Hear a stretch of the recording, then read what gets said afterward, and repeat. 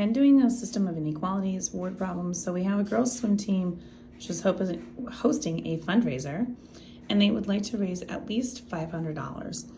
They're selling candles for $5 and flower arrangements for $6. And the girls estimate that there will be, at most they will sell would be 200 items. So we're looking to write a system of inequalities to represent this situation, graph it, and then we also find out that there's 120 candles that have been sold. So we're looking to use the graph to determine a reasonable number of flower arrangements that must be sold in order for the girls to reach that goal of $500 at least, knowing that they have 120 candles sold. So we're going to start off by looking at a couple of pieces of information here. So the first piece is that they're trying to raise at least $500. So they can raise exactly $500. So we have an inequality that's going to have an equal sign, or they can have more than that. So we are going to just put the mouth facing the other direction. And then we're going to have to look at the money situation that they have included with that. So we have $5 for candles, and we have $6 for the flower arrangements. So I'm going to call X the candles, and we'll do the Y as the flowers. So we need to set up what our inequalities got for our variables. So we are going to have $5 for a candle, and we are going to have, in addition to that, $6 for the flowers. And again, this is all up here in that part of the problem. And so that helps us with the money situation for this problem. And then the next part is that they're selling at most 200 items. So they can sell exactly 200, so that'd be a solid line underneath it, or up to. So whatever I have for candles plus whatever I have for flowers will get me 200 items. So I'm going to put the flowers over here because that was what we said was the Y. We're going to put the candles down here because I said that was going to be the X. And when I'm graphing this, I'm thinking about the fact that I have 200 items here all together.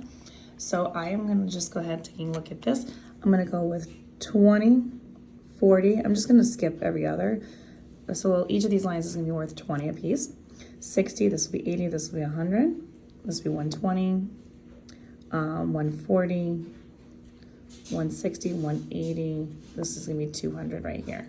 So when we're looking at this, we are going to do the same thing going up this way. So we'll start with 20 here, 40, and then this is going to be 60, 80, 100, 120, 140, 160, 180, and then 200 up there. So when I'm looking at this, one of the things that we know is that we could sell, I'm going to do this the fastest way, we could sell a variety of different numbers of things to add up to 200 items. So when I'm looking at this, I'm going to go with the extremes, which are the X and Y intercepts. I could rearrange these equations and set them up in slope-intercept form and go ahead and graph them, but this is a quick shortcut that will help just to kind of get an idea of where we have ranges of values here.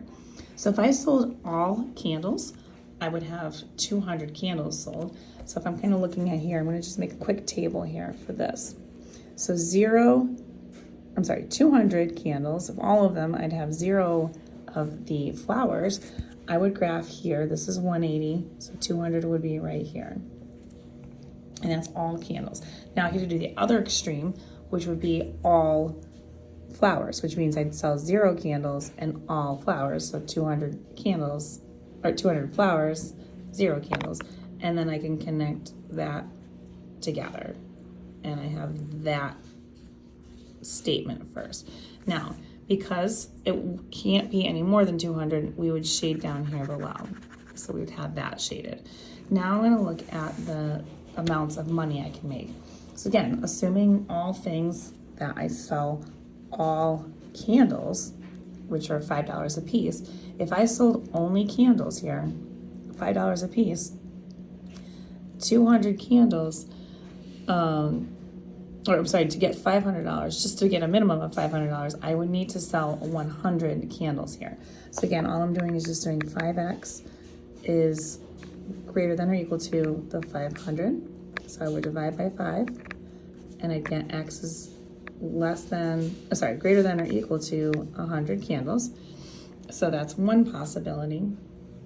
And then my other possibility, so this would be 100 candles with no flowers. And then I can do the other part, which would just be all in on the candles, or the flowers, sorry.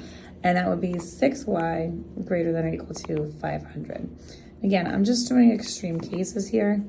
So to get the x-intercept versus the y-intercept, that's what I'm gonna do. One of these will have to be x, while the other one will be whatever the answer is. 500 divided by 6 is 83 1/3. So it's not a nice number, but it's easier to deal with. This is 80, so 83 would be about right here. It's a little bit easier than dealing with graphing in slope-intercept form. Connect these 2 points. Again, these should be nice with rulers, and it can be more than that. So then it would be shaded above this part right here. So the only part that's double shaded is right here inside these 2 lines. So that would be my answer set, but I'm gonna go back to the question up here, which says to determine a reasonable number of flower arrangements. If we know there's 120 candles that were sold, I'm gonna go over here to 120 candles, which is right here, and see what a valid number would be. So if I picked right here, 120 candles, that means that here I could have 20 flower arrangements sold, and that would get me the goal that I need to get.